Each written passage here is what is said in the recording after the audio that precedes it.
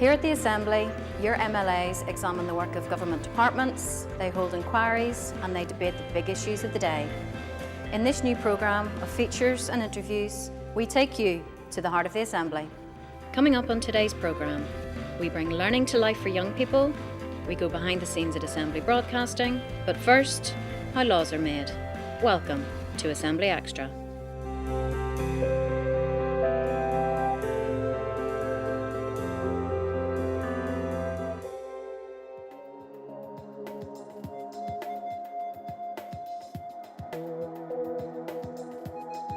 The Assembly has the power to make laws on things like health, education and planning, known as devolved matters. Every law starts off as a bill, which can be proposed by a government department, an Assembly committee or an MLA. First of all, the Speaker checks to make sure the Assembly has the power to make the law.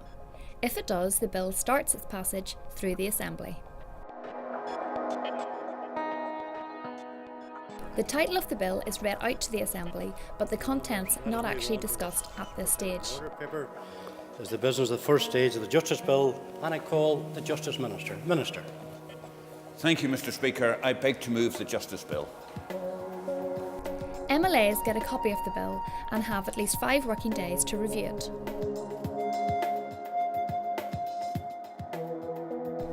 MLAs debate and vote on the general principles of the bill. If a majority vote in favour of the bill, then it goes to committee stage.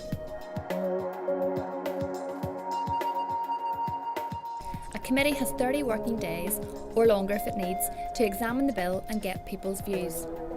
The committee produces a report which helps MLAs decide what amendments they want to propose. I think there's a good piece of work here. It's up to us to amend it. This clause amendment that we will seek for the clarification. We want that in place to ensure that happens. We've also asked for a review, a 2-year review to see how this is rolled out on the ground. Now, and we need certainly a mechanism to check to see how this is all working.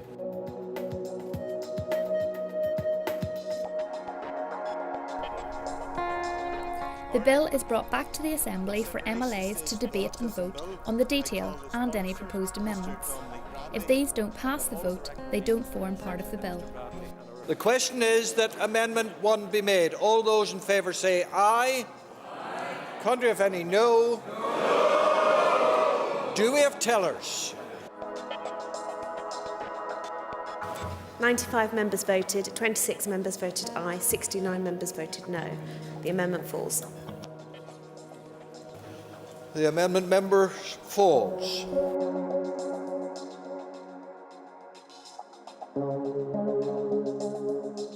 MLAs now have one last chance to make changes to the bill by proposing and voting on any further amendments. The question is that Amendment 8 be made and new clause 9b stand part of the bill. All those in favour say aye. Contrary, if any, no. The ayes have it. The ayes have it.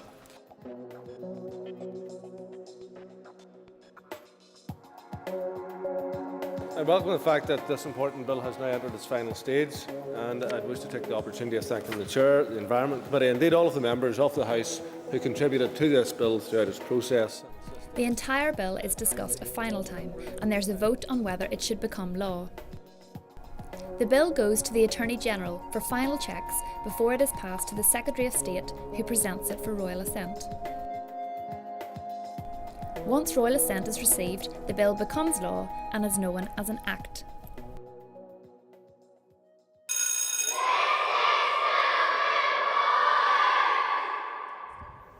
James Stewart is one of our education officers here at the Assembly, and he tells us more about what the kids get out of their visit to Parliament buildings.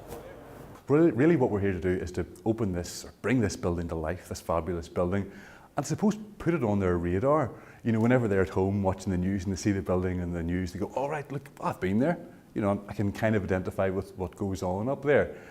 And we'd subscribe to the view that, you know, the pupils are going to learn a lot more and indeed enjoy a lot more if they're doing rather than just listening.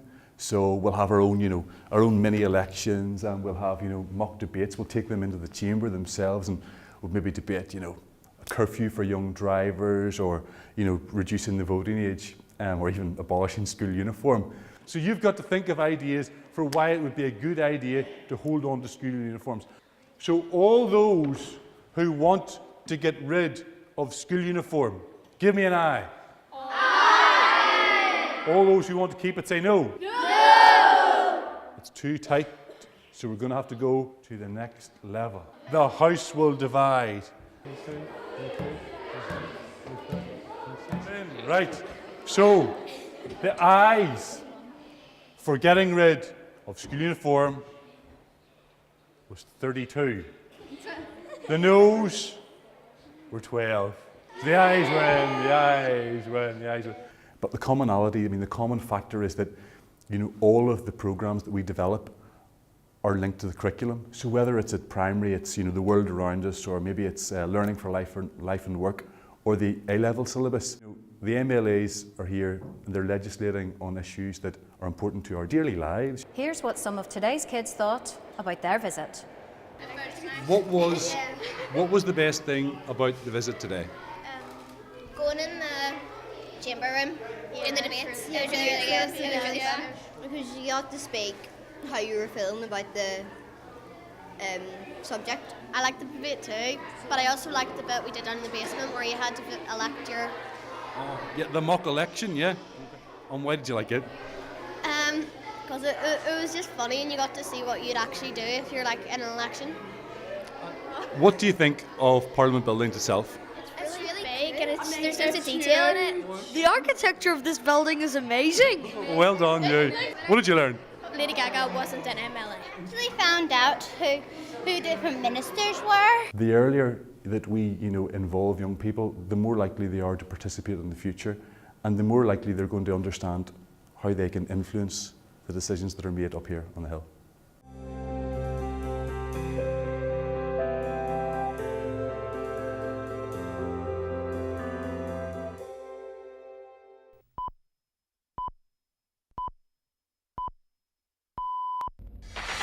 On 92 to 95 FM and 1341 medium wave.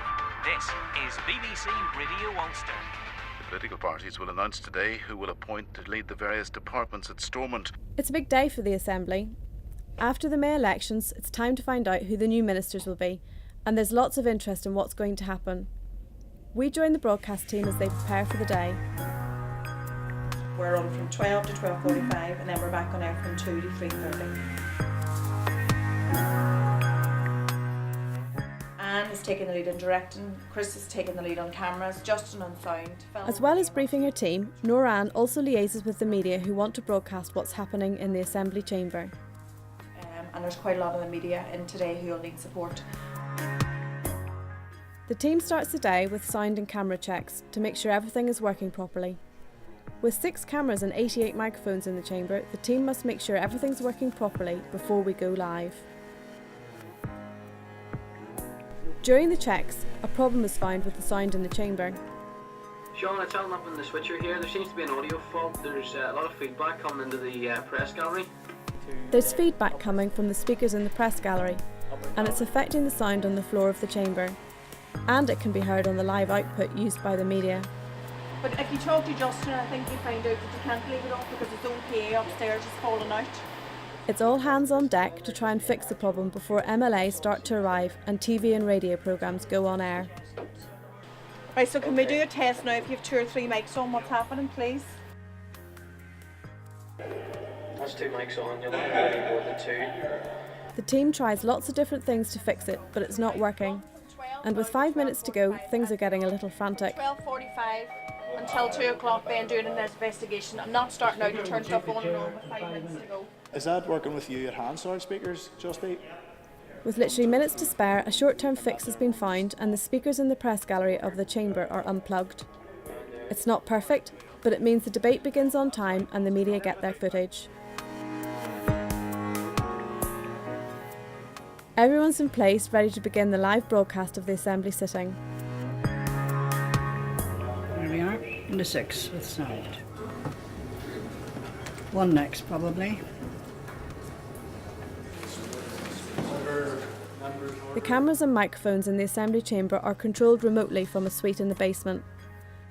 There's a team of 5 on today, controlling cameras, sound, colour and captions.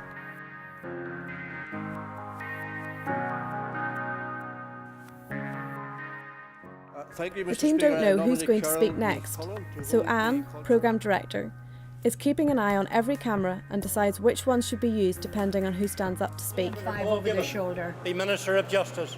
All those in favour say aye. 5 to 6. Contrary of any, no. Order, members, do we have tellers?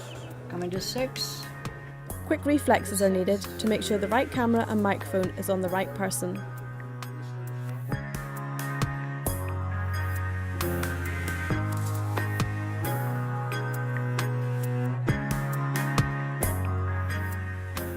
Despite the initial panic at the start of the day, coverage of the sitting goes without any further hitches. All ministers have been appointed and the Speaker brings proceedings to a close. 2:30. The sitting is by leave suspended. But even after the sitting is finished, the team's work goes on. The Great Hall becomes a hive of activity with press conferences and interviews. The broadcast team has to make sure the media can hear what's being said. It can all get very frantic as everyone wants their shot and their interview. So, next time you watch or listen to an Assembly debate, you'll know what goes on behind the scenes to make it all happen. Stormont's new executive ministers have been formally appointed at the Assembly.